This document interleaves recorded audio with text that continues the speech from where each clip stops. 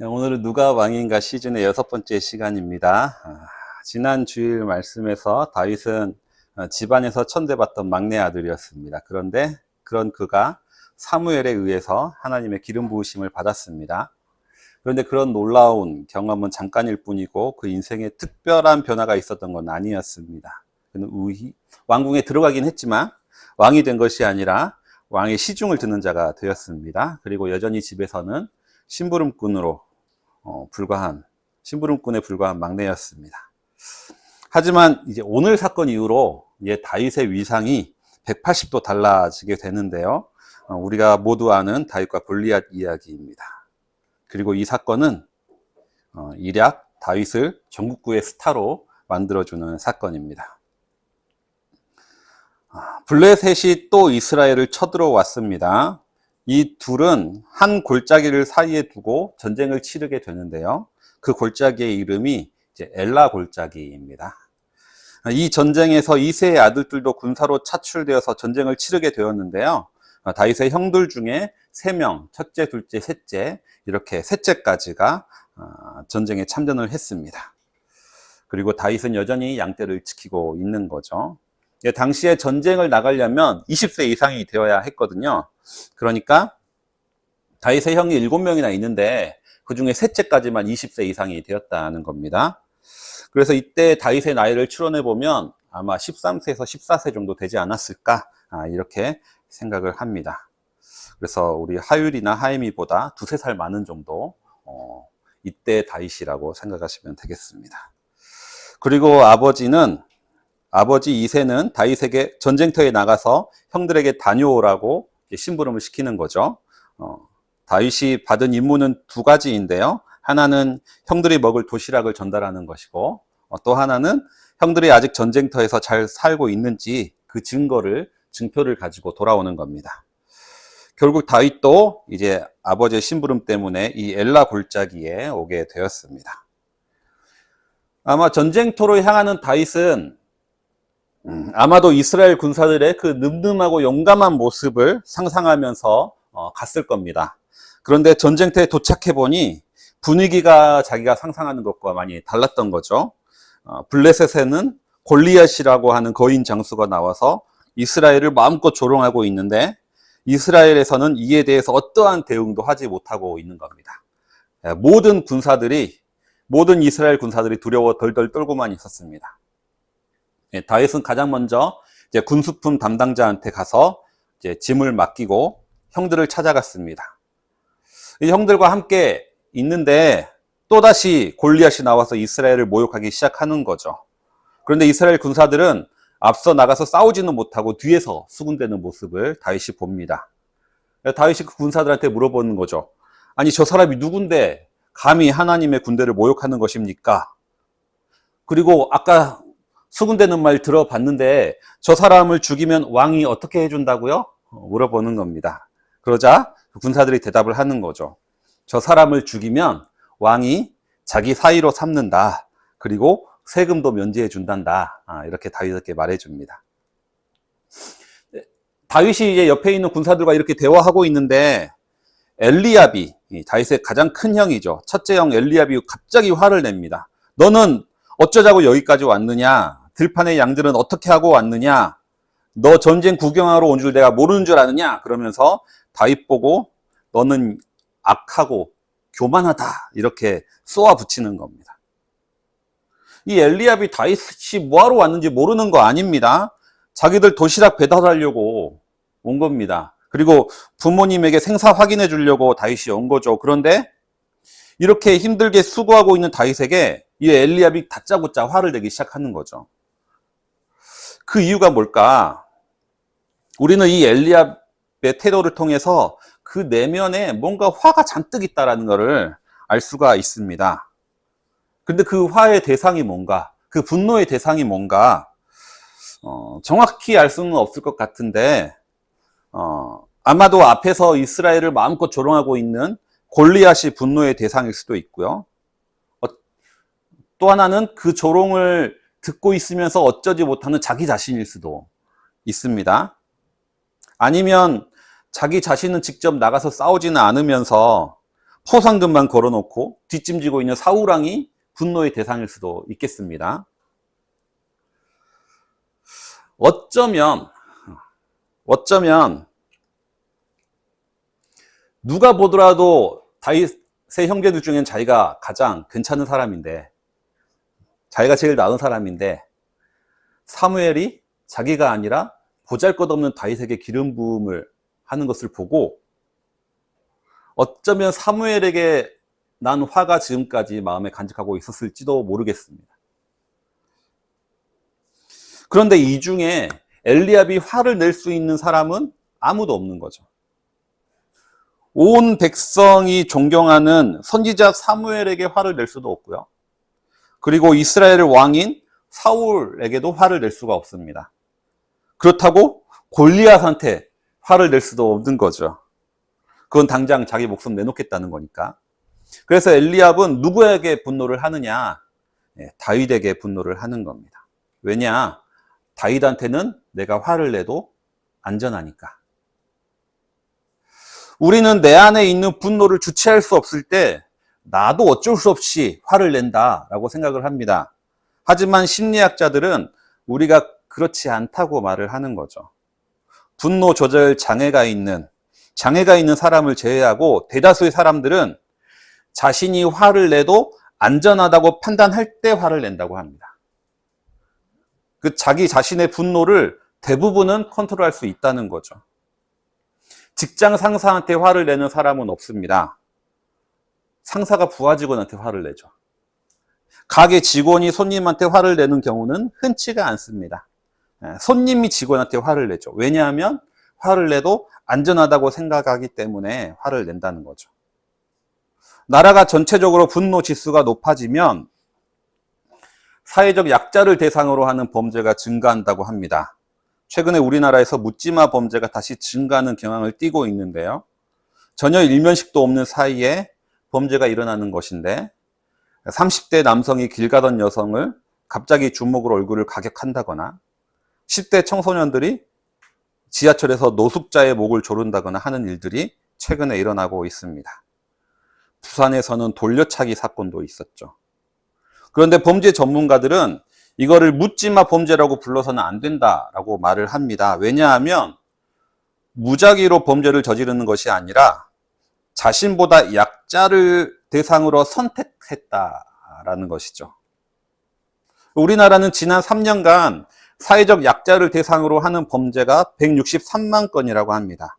그런데 그중에 가장 많은 것은 가정폭력이라고 합니다.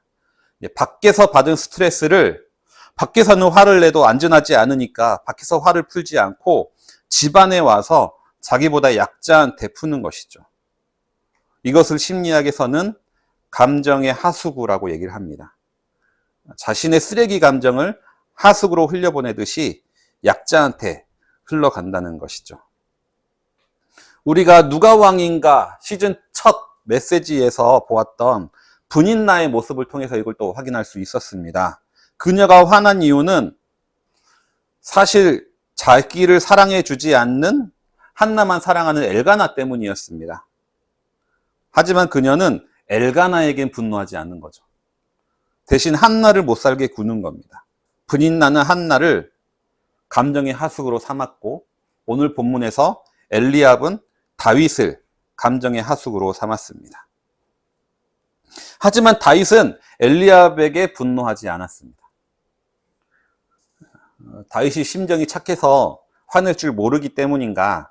아닌 거죠. 다윗도 분노하고 있었습니다. 그런데 다윗은 골리앗에게 분노를 하고 있었던 거죠. 후에 사울왕이 다윗을 불렀습니다. 그때 다윗이 뭐라고 이야기하느냐? 사울왕에게 이렇게 얘기합니다. 살아계신 하나님의 군대를 모욕한 사람을 어찌 그대로 두겠습니까? 내가 양을 칠 때 짐승을 죽인 것처럼 골리앗도 그런 꼴로 만들겠습니다.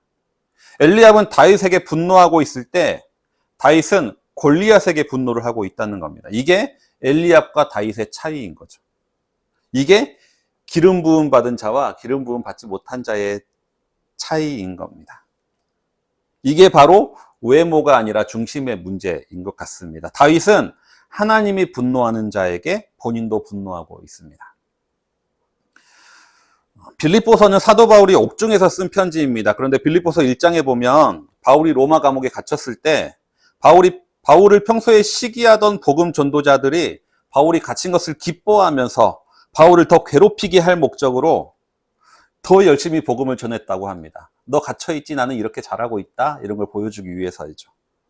사람이 감옥에 갇혔는데 위로하기는커녕 더 괴롭히려고 하는 사람이 있다면 당연히 화가 납니다. 하지만 바울은 그렇지 않다고 얘기를 하는 거죠. 오히려 시기 질투함으로 인해서라도 복음이 전해지고 있으니까 나는 더 기뻐한다라고 바울은 얘기합니다. 그렇다면 바울은 화가 없는 사람인가? 아닙니다. 바울은 또 화가 많은 사람이죠. 무섭게 화를 내는 대상이 있습니다. 그게 누구냐면 다른 복음을 전하는 자들에게 바울은 화를 냅니다. 옳지 못한 복음을 전하거나 거짓 복음을 전하거나 율법을 지키고 할례를 받아야만 구원을 얻는다고 말하는 율법주의를 전하는 자에게 다윗은 분노합니다. 바울은 분노합니다. 그리스도인은 분노하지 않는 사람이 아닙니다. 우리에게 중요한 거는 분노하지 않는 것이 아니라 누구에게 분노하느냐가 더 중요한 거죠. 예수님은 성전 뒤집어 엎으셨잖아요. 예수님은 독사의 자식들아 하고 욕을 상당히 찰지게 잘하셨잖아요. 분노하지 않는 것이 아니라 정확한 대상에게 분노를 하는 거죠. 그리고 하나님이 분노할 대상, 하나님이 미워하시는 악에 대해서 우리는 분노할 줄 알아야 된다는 겁니다. 이 다윗의 기세에 눌려서 이제 사울은 이 소년을 골리앗과의 싸움터로 보내기로 합니다. 이때 사울은 나이가 들어서 전쟁을 지휘할 수는 있지만 본인이 싸울 정도는 아니었던 것으로 보입니다. 하지만 자기 자식들이 있잖아요. 자기 아들들도 매우 뛰어난 장수인데 그들을 내보지는 않습니다. 그들을 내보내지는 않고 멋모르고 전쟁 경험도 없는 어린 소년 13살, 14살짜리 다윗을 내보낸다는 거죠. 2007년도에 나오는 영화 엘라의 계곡이라는 영화가 있습니다.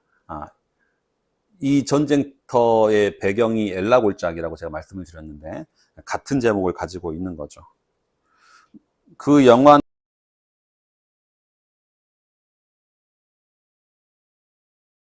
내용으로 하고 있는데요. 반전을 주제로 하는 영화입니다. 그런데 여기서 제목이 엘라의 계곡인 다윗과 골리앗이 싸웠던 엘라 골짜기를 의미하는 이유는 그 영화 내용에 한 이런 내용이 있습니다. 영화 내용 중에서 한 엄마와 아들이 대화를 하는데요. 엄마가 잠자리에서 아들에게 이 다윗과 골리앗의 이야기를 해줍니다. 그리고 나서 사울왕이 다윗을 골리앗과 싸우도록 했다, 이렇게 얘기합니다. 그때 아들이 엄마한테 질문을 하는 겁니다. 뭐라고 질문하느냐? 그런데 왜 사람들은 다윗을 거인 골리앗과 싸우게 했죠? 다윗은 아직 꼬마였는데, 이렇게 질문을 하는 겁니다. 다윗은 그럴 수 있죠. 철없는 소년이니까. 지금으로 따지면 딱 중2병에 걸렸을 나이잖아요. 그것도 기름 부음 받은 중2잖아요. 다윗은 그럴 수가 있습니다. 하지만 사울은 그러면 안 되는 겁니다. 사울은 어린 다윗을 골리앗과의 싸움으로 보내면 안 되는 거죠. 이 엘라의 계곡이라는 영화는 당시 골리앗과의 싸움터로 나가는 다윗을 통해서 미국 사회의 그 모병제, 징병제를 꼬집고 있습니다. 미국은 이제 고등학교 갓 졸업한 철없는 아이들을 병사로 모집해서 군대로 파병하는, 제가 다큐멘터리에서 봤는데 미군들이 실제 전쟁터에서 전쟁을 할 때 귀에 이어폰을 꽂고 락 음악이나 힙합 음악을 들으면서 총질을 하더라고요. 철없는 10대들과 같은 애들이 전쟁터에 나가고 있다는 겁니다. 그리고 또 한 가지는 부자나 정치 지도자의 자녀들은 군대를 가지 않습니다. 그들은 지원할 필요가 없는 거죠. 주로 군대를 지원하는 아이들은 가난한 집에서 자란 아이들이 군대를 갑니다. 왜냐하면 군대에서 몇 년 지내고 나면 대학 갈 수 있는 등록금을 주고 의료보험을 혜택을 받을 수 있기 때문에 그런 것이죠. 다윗을 전쟁터로 보내는 이 사울은 강자가 사회적 약자를 어떻게 이용하고 있는지를 보여줍니다. 그에게는 평소 입어보지도 못할 왕의 갑옷을 입혀주는 거죠. 그리고 가서 싸움에서 이기기만 하면 너는 왕의 사위가 돼서 신분 상승을 할 수 있는 기회가 준다. 이렇게 얘기를 하는 겁니다. 미국 군대에서는 대학 등록금을 주고 그것과 같은 방법인 겁니다. 연예인 지망생들에게 전쟁터와 같은 공개 오디션에서 극심한 스트레스를 기꺼이 감당하도록 하는 방법이기도 합니다. 신분 상승의 기회를 주는 것이죠. 그리고 이미 신분 상승을 이뤄낸 톱스타들은 심사위원석에 앉는 겁니다. 그들의 가장 큰 역할은 사실 심사를 하는 것이 아니라 오디션 참가자들의 선망의 대상이 되어 그들에게 지속적인 동기를 자극하는 것이 더 큰 역할일 것입니다. 이런 모습은 어쩌면 노예들에게 자유민이라고 하는 더 높은 신분을 대가로 서로 싸우게 만들고 이 모습을 통해서 시민들에게 오락거리를 제공했던 로마의 원형 경기장과 비슷하게 느껴집니다. 사울은 다윗에게 왕의 갑옷을 입혀주는 거죠. 그리고 자신의 무기도 줍니다. 왕의 무기는 이스라엘에서 가장 성능이 좋은, 가장 좋은 무기일 것입니다. 모두 다 선망하고 부러워하는 무기입니다. 하지만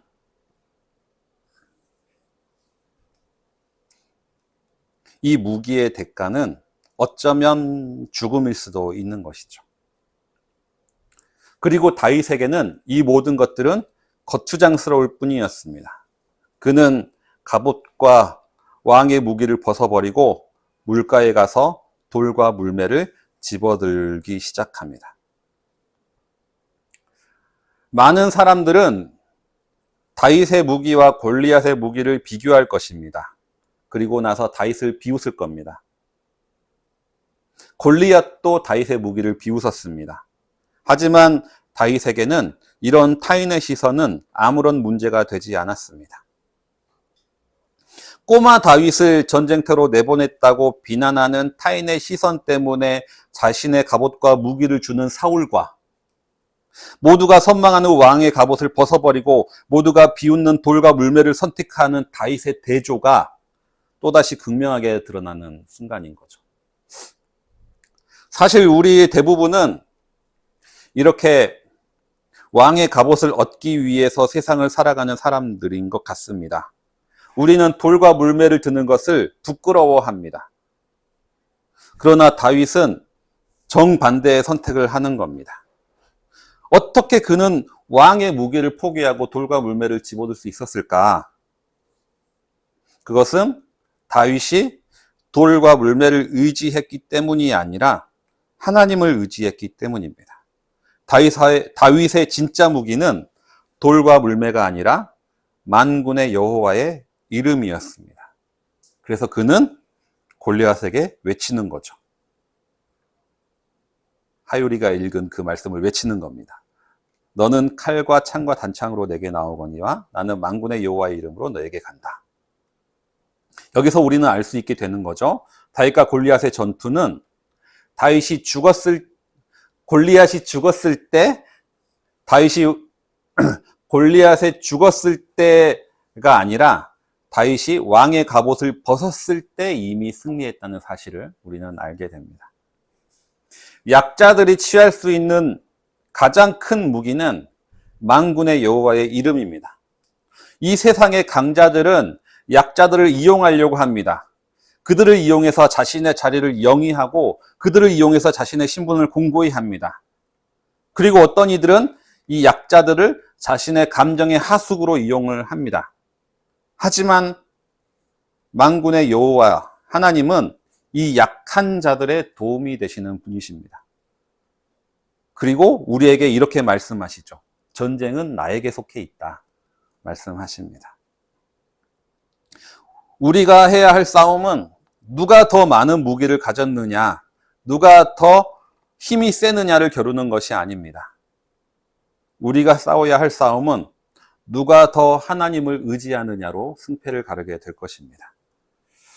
우리 모두는 살아가다 보면 골리앗과 같은 존재를 만날 때가 있습니다. 나를 무력하게 만들고 나를 좌절에 빠뜨리고 나를 조롱하는 상대를 만납니다. 하지만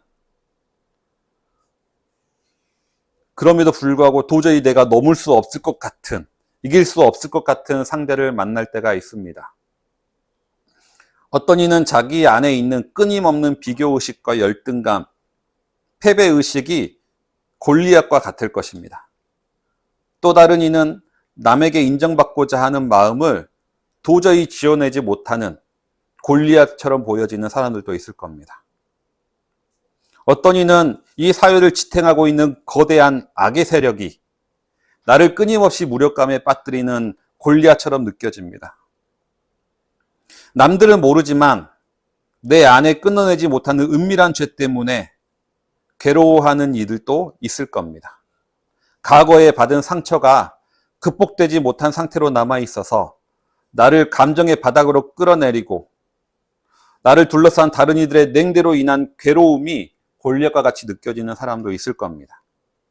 많은 이들은 이 골리앗을 이기기 위해서 왕의 갑옷을 찾습니다. 하지만 우리가 이 말씀을 통해서 깨닫는 것은 다윗은 오히려 이 왕의 갑옷을 벗었을 때 승리했다는 사실입니다. 왜냐하면 그 무기를 버릴 때 우리는 만군의 여호와의 이름을 우리의 무기로 삼을 수 있기 때문입니다. 말씀을 정리하겠습니다. 골리앗을 이길 수 있는 유일한 비결은 전쟁이 하나님께 있음을 깨닫는 것입니다. 그렇기에 우리는 왕의 갑옷이 아니라 만군의 여호와의 이름을 우리의 무기로 삼을 수 있어야 됩니다. 가장 먼저 내가 싸워야 할 대상이 누구인지를 파악하십시오. 내가 진짜 화를 내야 할 대상이 누구인지 우리는 알아야 됩니다. 그리고 나서 약자들의 강함이 되시는 하나님 여호와의 이름을 나의 무기로 삼으십시오. 미국의 흑인 노예 해방에 힘썼던 인권운동가 마틴 루터 킹은 백인 우월주의와 인종차별에 앞서서 가장 무력한 방법을 무기로 삼았습니다. 비폭력 행진인 거죠. 이 비폭력 행진은 백인들의 억압과 경찰력에 비하면 돌과 물매처럼 초라해 보였습니다. 하지만 결국 그 비폭력 행진이 승리를 이뤄냈습니다. 만군의 여호와의 이름을 나의 무기로 삼을 수 있어야 합니다. 그때 우리는 힘과 힘의 대결이 아니라 성김으로 힘을 이기고 약함으로 강함을 이기고 선으로 악을 이기는 하나님의 사역에 동참할 수 있게 됩니다. 오늘 말씀 생각하시면서 침묵하며 내일을 바라오며 기도를 잠시 드리겠습니다.